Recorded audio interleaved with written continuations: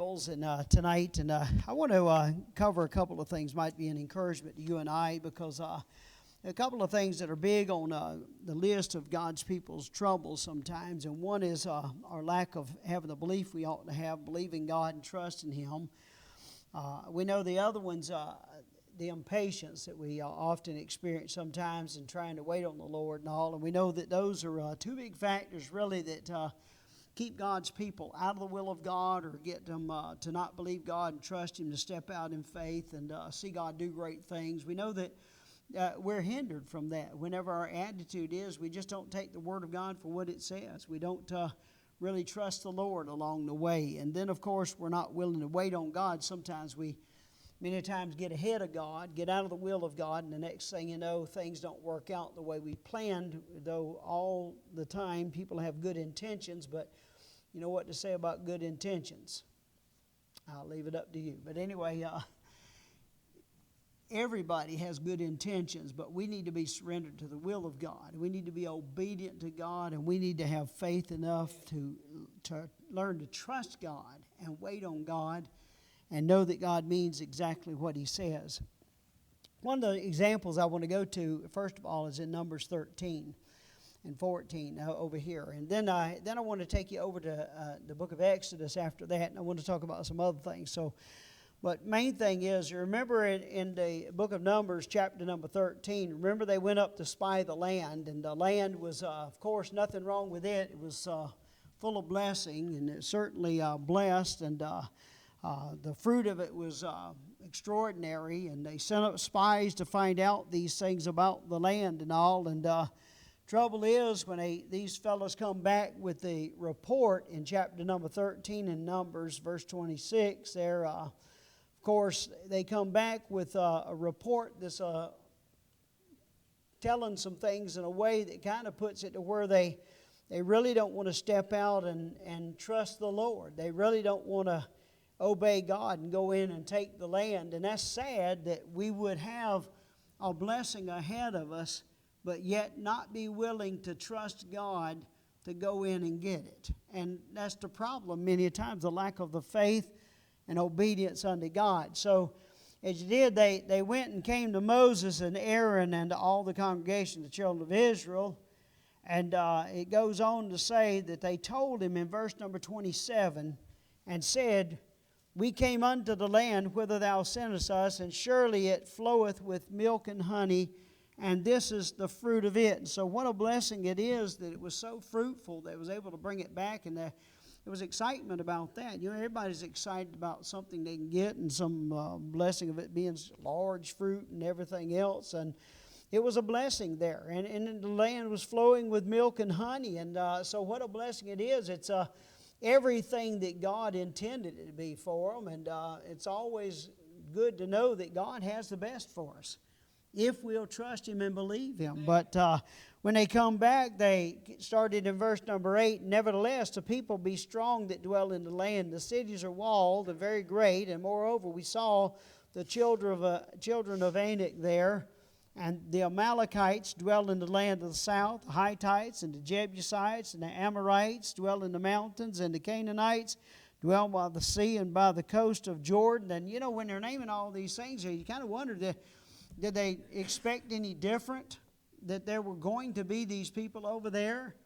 I mean, when you look at the Word of God, you kind of wonder sometimes what are they thinking in their minds, because you know, everything's not going to be so easy that you don't have to work for it, and but you do need to exercise faith and believe God and trust Him. But so they come up with all these things about the land, about the people that are in the land, and of course it's the people they fear more than anything. Nothing wrong with the land, but Caleb stilled the people. And you look at verse number 30, before Moses said, "Let us go up at once and possess it, for we are well able to overcome it." And what a blessing it is that he had come back, and they had seen such a negative way of looking at things, and certainly saw the enemy as so big and all, but yet Caleb just wanted to go up at once and possess it. And you know, Caleb and Joshua kind of hung together, and you'll see that even in the chapter coming up where they were there, and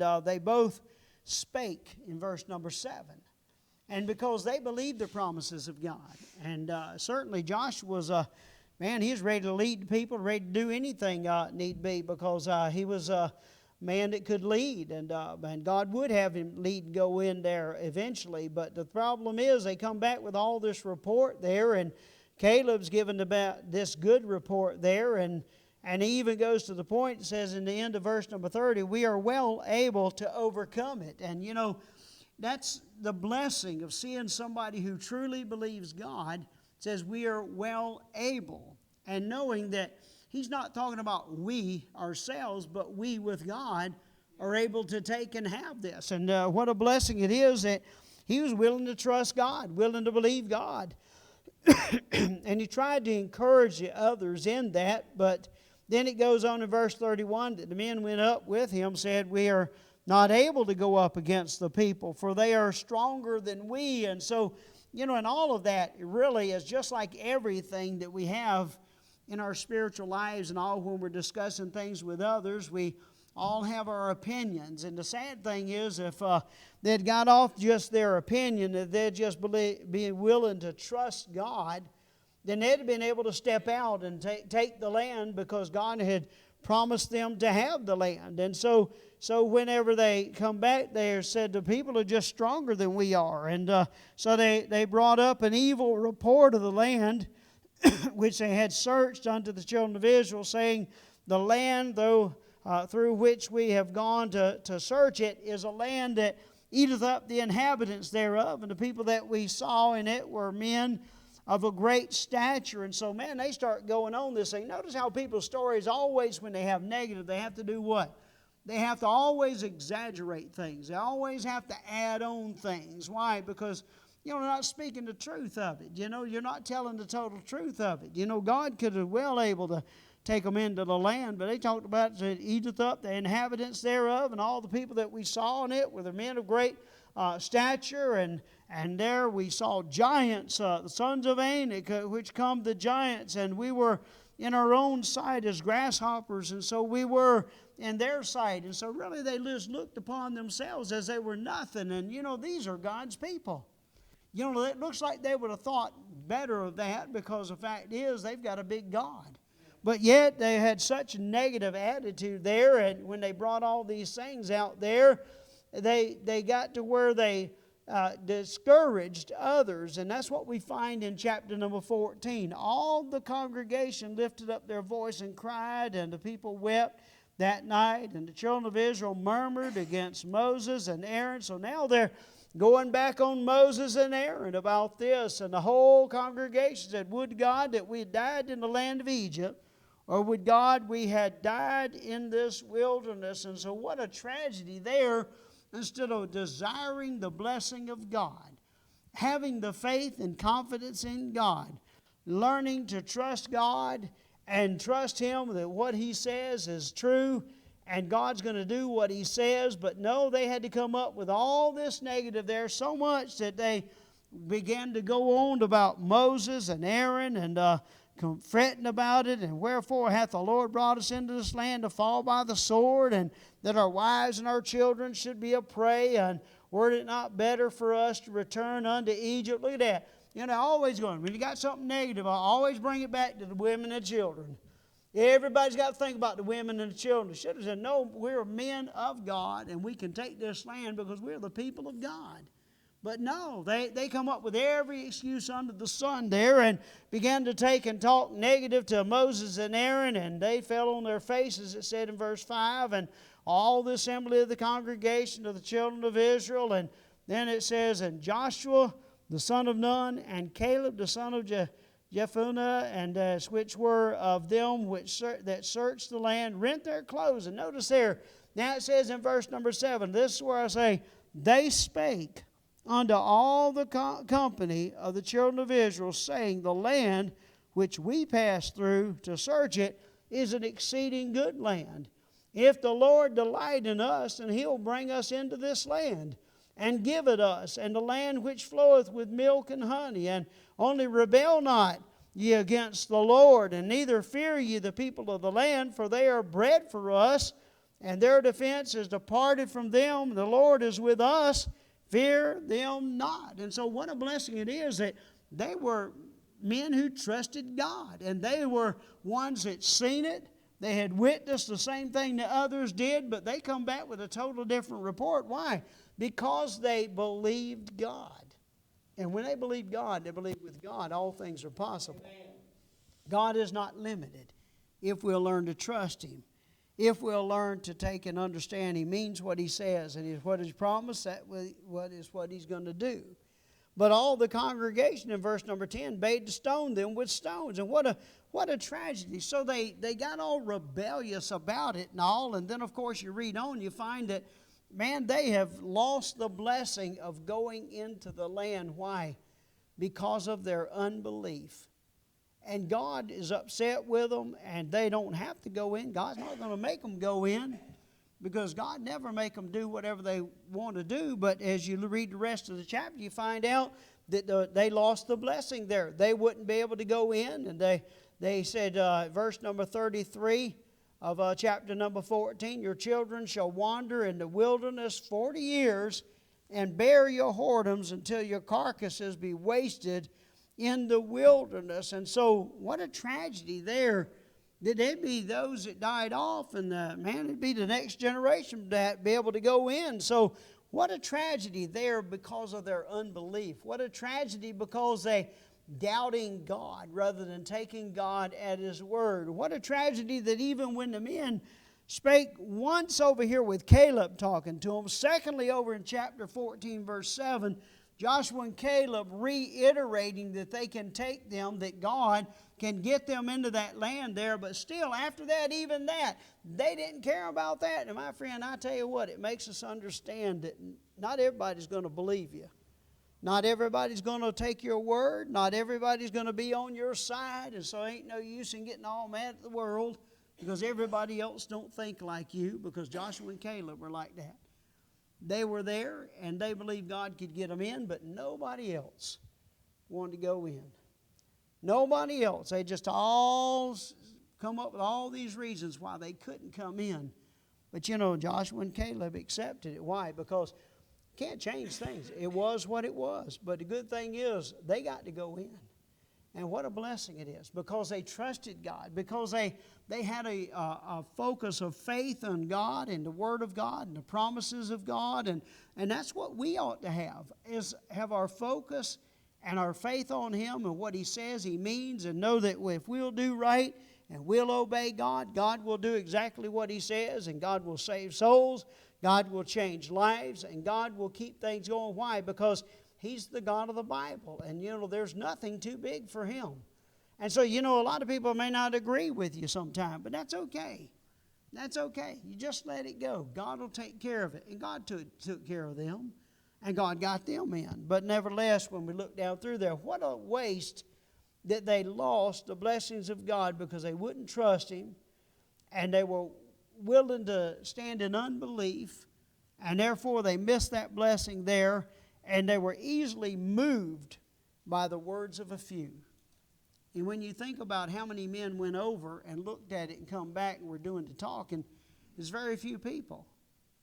And that's sad, but it was the majority of them. And like always, people believe the majority before they'll believe the few. So, when these things happen, we just have to trust the Lord that God knows it, God will take care of it, and God will work it all out. And God will gain the glory in the days ahead. But nevertheless, they didn't get to go in, because the fact is they did doubt God. They stood in unbelief and all. But the good thing is, we know that if we'll trust God and if we'll take Him at His word, God will do what He said. God will still save souls. God will change lives. We look at this time we're in and we think, my goodness, how's anything going to go? Well, you just keep sharing a gospel tract. You keep giving an invitation. Can't make people come to church. You can't make them read the tract, but you can trust that God can work it all out. That God has a purpose in all things. When we look at all this going on today, I don't think this thing just slid by God. And all of a sudden it appeared, and all of a sudden China slid something over here, and boy, all throughout the world, havoc is being sown. And people are not able to get around and do, and ministries are not able to be is vibrant and doing all that they wish they could and all, but nevertheless, God knows it all. But I tell you what, if we'll be faithful, we'll be obedient to God, God will bless us. And God will take care of His church. He always has. And so when we look at the Word of God, if God's people will have the faith and confidence in God, God is able to take care of them. And so that unbelief is something we certainly don't want to fall prey to, because we want to make sure that if anything we do, we talk about God. We talk about what He can do. We talk about what He says. Why? Because He means what He says. And so we don't sit idle. We still minister the Word of God as much as we can, but they had their problems. You know, the people, children of Israel, they had their problems left and right, and we know that that wasn't the only time. When they got over there in Exodus 32, you remember over there where Moses had gone up spending time with God.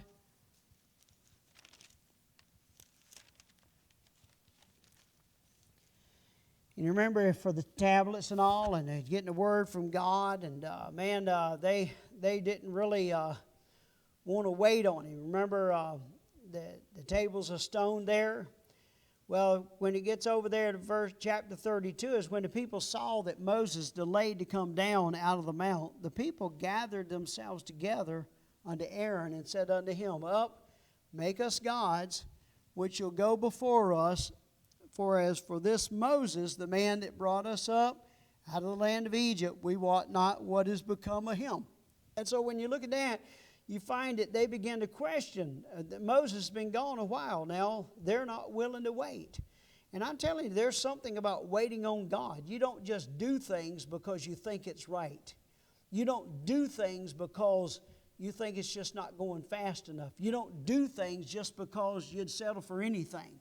You do things that God's honored with. And they should have been waiting on God. They should have been waiting on Moses to come down. They're supposed to be waiting on Moses to get a word from God, but yet they were impatient as can be. And when they began to be impatient there, they wanted to make for themselves gods. And so what a terrible thing there. When they decided that Moses hadn't made it down, it wasn't good enough there. They didn't know what happened to him. So they were going to take and do something about it. So Aaron told them to take all the golden earrings which are in your ears, and your wives and your sons and your daughters, and bring them unto me. And all the people break off the golden earrings which were in their ears, and brought them unto Aaron, and he received them at their hand, and fashioned it with a graving tool after he had made it a molding calf. And so look at that, he had made a calf there.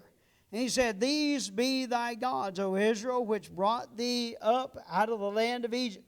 Now this is sad, because now they've made them a god instead of waiting on the true God.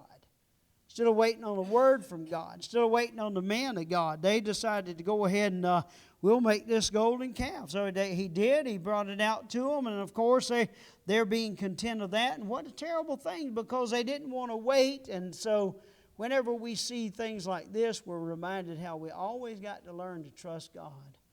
Be patient, wait on the Lord. And God always is right. God is always on time, and God always has what we need, not what we want. And so they started to just sidetrack everything with Moses and all. Go ahead and get this golden calf there. And then they said, These be thy gods, and O Israel, which brought thee up out of the land of Egypt. When Aaron saw it, he built an altar before it. And so the sad thing is now they want to worship that. And what a sad thing that God's people would give into that so easy. But yet they did. Why? Because of impatience. Because they did not want to wait on Moses, did not want to wait on word from God. So Aaron saw it, he built an altar before it, and Aaron made proclamation, Tomorrow is a feast to the Lord. And so now they mention the Lord, but yet they've got a false god here. And so they rose up early on the morrow, and they offered burnt offerings and brought peace offerings, and the people sat down to eat and to drink and rose up to play. And so they got out there, and it just become not this real solemn worship to honor and glorify God, but boy, this thing just turned into eating, drinking, and rose up to play. And boy, they just almost like they're partying, almost like they're just having a good time there. And it's sad. and that people will get more excited about the false than they do the real. And we are impatient to not wait on God sometimes, and we'll settle for so much less. And we see a world full of that in this day and age, especially in the realm of worship and all, but yet it happens. And so they're out there, they're going to town on this thing. And then the Lord said unto Moses, Get thee down, and for thy people, which thou broughtest out of the land of Egypt, have corrupted themselves. And so we look at the Word of God and find that God saw it for what it was. The people saw it as worship.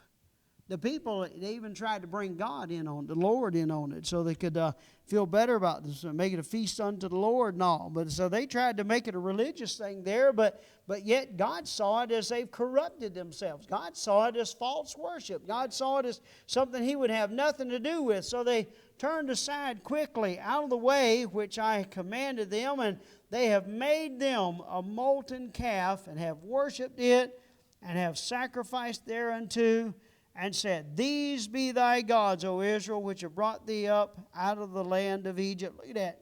God knew everything that was going on, including their thoughts about what they considered this at, what they called them, the gods that brought them out. I mean, God hears all, God knows all, God sees all. And so God knew it there, and so when they did, He sees all that. And the Lord said to Moses, I've seen this people, and behold, it's a stiff-necked people. And so when they were moving in that direction, we see that they were willing to worship a false god. And God had warned His people about all these things. They weren't supposed to make any images or anything, worship anything, but yet it just goes to show you, men will do that all the time. It just seems that man doesn't really think about what he's doing sometimes. As long as he feels okay with it, then he follows through with it. But they couldn't wait on God. And so biggest thing I want to share with you, they would not wait on God. But yet it's through waiting on God we learn so much. First, we learn how contrary we can get sometimes and settle for a lot less and miss the blessings of God. But also we understand that if we wait on God, sometimes God has us wait, that God might teach us something, that God might be trying to test us and help us to see something. So we never know why God might have us wait on sometimes. Sometimes when we're waiting on God, God does it so that we can purify ourselves. But boy, they couldn't wait. They didn't want to do any of that. Their mind wasn't on anything about honoring God. It was just about, let's just do something rather than wait on Him. And so when they did, of course, they had false gods. And what a tragedy there, because they refused to take and wait and see. And many a times in the Word of God, He talks to us about waiting. When we talk about when they were finally going to go into the promised land, you remember Joshua and them. And they were 3 days outside before they crossed over the river Jordan. And boy, what a blessing it is when they went. What a blessing it was when God gave them the victories and all. It's good to wait on God. It's a learning time many a times. It's a time to really get your mind sorted. It's a time to reflect on God and who He is and how faithful He is many a times. Rather than figuring out something else to do, man, do the right thing. And if they had done the right thing, they, of course, wouldn't have had God on their case. And so they did. God had to deal with them like always. And so, He would have destroyed them if it weren't for Moses. But Moses, certainly, many a times we find Moses doing what? Intervening for the people of God. And he always did, because that's their people, His people.